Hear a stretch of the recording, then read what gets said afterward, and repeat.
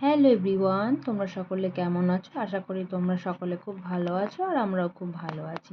তো আজ তোমাদের জন্য তৈরি করব খুব সহজ পদ্ধতিতে জলপাইয়ের আচার। তো এই জলপাইয়ের আচার আমি কিভাবে তৈরি করছি আর কী উপকরণ লাগছে তোমরা দেখতে থাকো। এখানে আমি কিছু জলপাই সেদ্ধ করে নিয়েছি আর নিয়েছি আখের গুড়, শুকনো লঙ্কা, গোটা ধনে, গোটা জিরে, মৌরি আর পাঁচফোড়ন।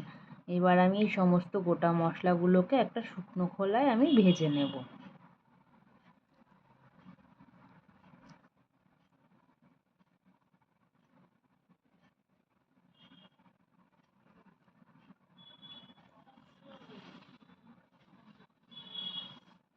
গোটা মশলাটা নেড়েচেড়ে আমি ভেজে নেব। মশলাটা ভাজাও হয়ে গেছে, এবার এটাকে আমি নামিয়ে নেব।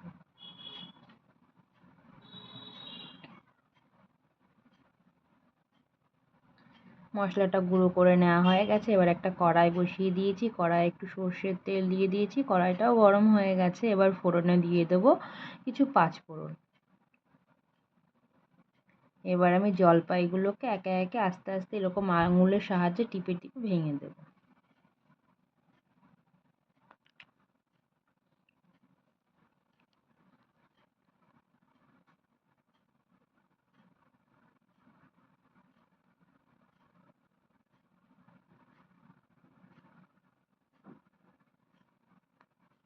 দেখো সমস্ত জলপাইগুলোকে আমি ভেঙে দিয়ে দিয়েছি। এবার এটাকে আমি একটু নেড়ে চেড়ে নেব।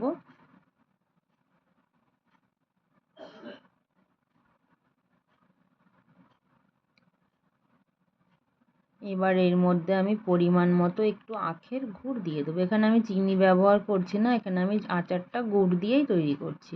তোমরা চাইলে চিনি দিয়েও তৈরি করতে পারো। এবার গুড় আর এই জলপাইটা ভালোভাবে মিশিয়ে নিয়েছি দেখো।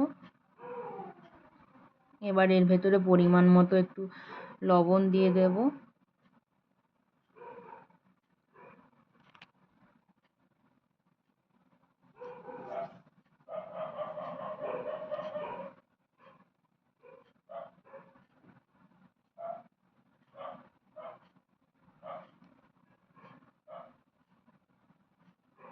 দেখো এবার আচারটা অনেকটা হয়ে এসেছে, জলটাও অনেকটা শুকিয়ে গেছে। এবার আমি এটাকে আরেকটু নেড়ে চেড়ে নেব।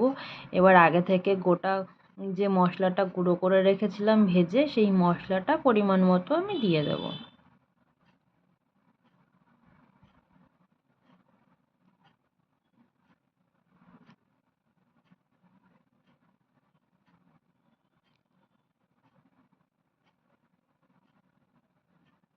আবারও মশলার সঙ্গে খুব ভালোভাবে এই মশলাগুলোকে আমি মিশিয়ে নেব। মশলাগুলোকে মিশিয়ে নেওয়া হয়েও গেছে। এবার আচারটাকে আমি নামিয়ে নিচ্ছি অন্য একটি পাত্রে।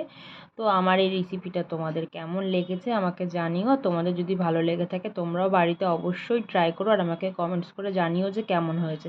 টাটা বন্ধুরা, আর এটা শেয়ার করতে একদম ভুলো না কিন্তু।